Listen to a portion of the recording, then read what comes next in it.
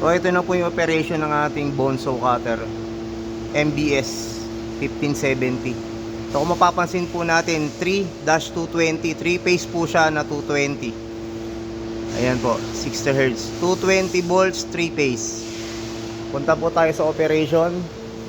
So kapag tama na po yung voltahe natin, 220 na 3-phase, mapapansin nyo po, meron na pong ilaw yung power natin. So on po natin.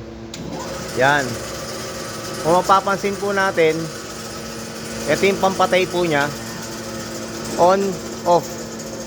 So lagi po natin titingnan muna. Kaya po ito may arrow down. Dapat po yung blade po niya ay pababa. So ayun, yun po. Kapag po yan tumaas, alam po nung electrical po dapat ang gagawin na may pagpapalitin po dun sa wire ng supply. Yan po yun, para hindi po mag-reverse. So yan po yung ang tamang ano po niya, ikot. So pababa po yung blade. So power on po natin ulit. Ayan. Mag-sample po tayo ng pamputol. Ayan. Yan po yung pantulak. Ayan po. Okay. Ayan. Ngayon, ang gamit naman po nito, andito na po yung adjuster thickness po niya. Ayan.